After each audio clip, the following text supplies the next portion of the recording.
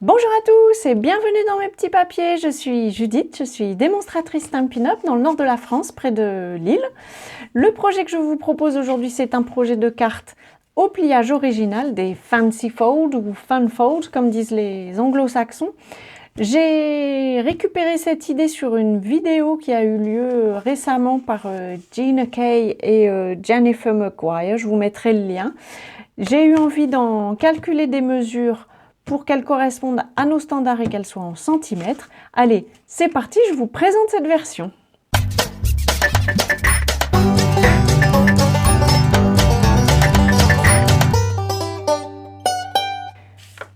Pour cette carte, il vous faudra un morceau de papier cartonné inhabituel, mais c'est souvent le cas pour des cartes au pliage original.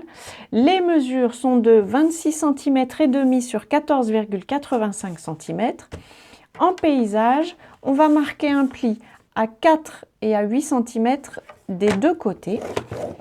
Donc comme je vous disais, c'est un projet que j'ai emprunté à Gina Kay Design. C'est une entreprise de loisirs créatifs qui est aux États-Unis. Je ne sais même pas si on peut obtenir leurs produits en France. J'imagine que par les boutiques de loisirs créatifs, c'est possible. Mais ce n'est pas forcément très simple. Enfin, peut-être que si, en fait, je n'en sais rien. Dites-moi, tiens, si vous-même vous connaissez Gina Kay et si vous achetez les produits. Ce sont souvent des illustrations qui sont vraiment très jolies. On va marquer ces plis en accordéon, comme vous le voyez. Alors, ça ne va pas être exactement les mêmes mesures, hein, puisque celle-ci est en pouces, celle qu'on fait ensemble est en centimètres. Ça, c'était le projet de base qui était présenté par Gina. On va mettre en fond de carte ce papier cartonné blanc. Alors lui mesure 14, il est classique, 14,35 cm sur 10. C'est une mesure classique de devant de carte, sauf que cette fois-ci, il n'est pas devant, il est au fond. Et alors, il y est sur le projet, il y a beaucoup plus de couches sur le projet original.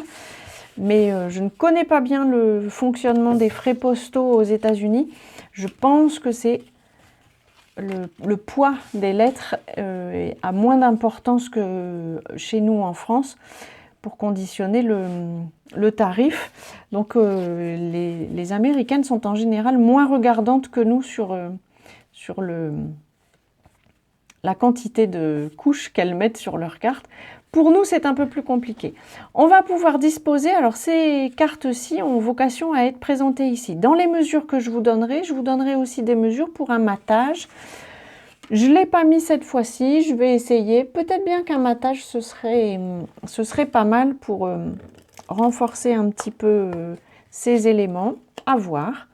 On va les disposer comme ceci. Donc j'ai mis une bande d'adhésif uniquement sur le bord parce que d'abord, on veut pouvoir disposer cet élément, mais surtout, on veut que celui-ci se glisse en dessous. Je ne l'ai pas encore décoré, mais lui, avant de le faire, mon Dieu, j'ai failli faire une bêtise.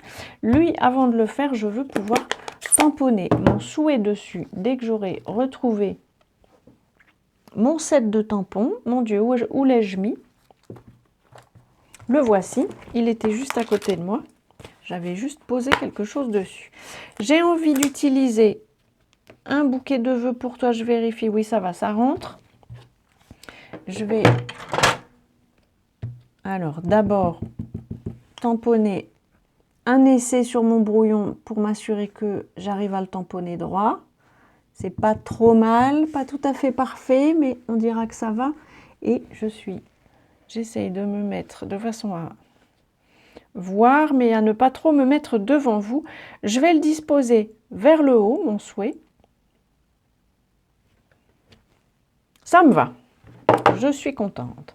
Et ensuite, j'ai préparé des éléments de décoration, des fleurs et des feuilles. Ils viennent tous du set de tampons Flore Majestueuse et j'ai fait les découpes avec le lot de poinçons. Je les ai fait en avance pour ne pas vous saouler. Donc vous voyez, on a des éléments pour découper les illustrations. On a aussi un petit élément comme ceci qui fait un fond. Et puis là, une étiquette qui peut avoir deux couleurs. c'est joli comme tout. Enfin, ce set de tampons, je ne l'ai pas acheté tout de suite en me disant non, il faut que je change, je ne vais pas continuer à utiliser toujours le même type d'illustration. Et finalement, j'ai craqué. Cette étiquette-ci, on va la coller de la même façon, mais on peut être un petit peu plus généreux. Je vais mettre 2 bandes parce que lui, il n'a pas besoin de se... Il n'y a pas un autre élément qui va se glisser en dessous. Donc, je le dispose. J'essaye d'avoir la même distance en haut et à gauche. Et pour la fermeture, voilà, il va se glisser en dessous de celle-ci. C'est pour ça que de ce côté-ci, on n'a mis qu'une illustration.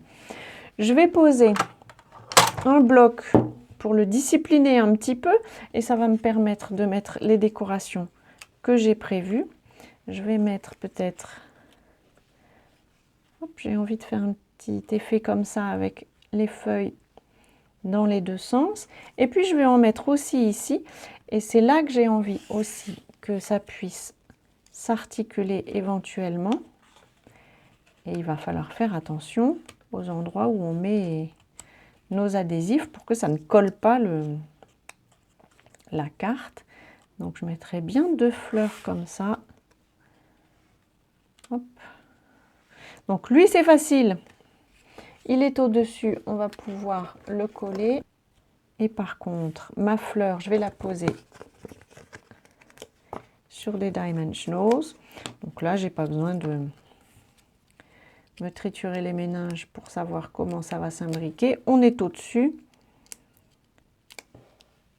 Rien ne va gêner, je vais juste poser ma fleur. C'est ici qu'il faut faire un peu plus attention. Je vais poser, lui il va, je pense, pouvoir se mettre assez facilement. Je vais le mettre en dessous. Et lui, je pense que je vais le mettre ici, le glisser en dessous aussi de l'illustration. Si ma colle veut bien venir jouer avec moi.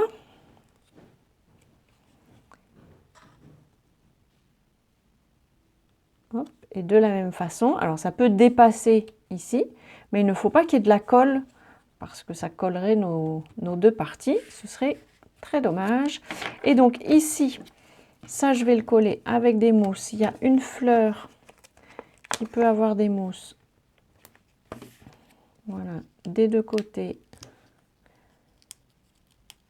parce qu'elle se trouve ici, elle ne chevauche pas la deuxième carte, mais elle va chevaucher. Donc je vais mettre une petite mousse sur le haut de ma fleur ici. Un petit élément, je vais le mettre ici, un petit point de colle, s'il veut bien venir. Ah. Voilà, je me doutais que ça ferait ça. Au départ, il n'y a rien et ensuite, pouf, on a une grosse tache.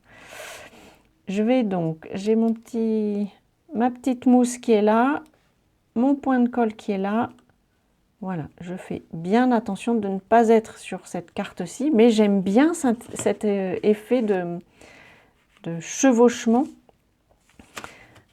C'était, alors, la Gina Kay l'a appelé interlocking card, je pense, quelque chose comme ça, on va dire une carte imbriquée. Et je trouve que ça fait son petit effet, donc on la place comme ça dans son enveloppe pour que le destinataire puisse l'ouvrir, voir le message, et puis s'il a envie, il peut le disposer, le texte reste caché par la carte. Je trouve ça tout simple et en même temps malin, et ça nous donne une illustration qui est très jolie. Voilà, j'espère que cette carte vous aura inspiré. Je vous mettrai le lien vers la... C'était un live qui a eu lieu il y a quelques jours, si vous avez envie de piocher d'autres idées.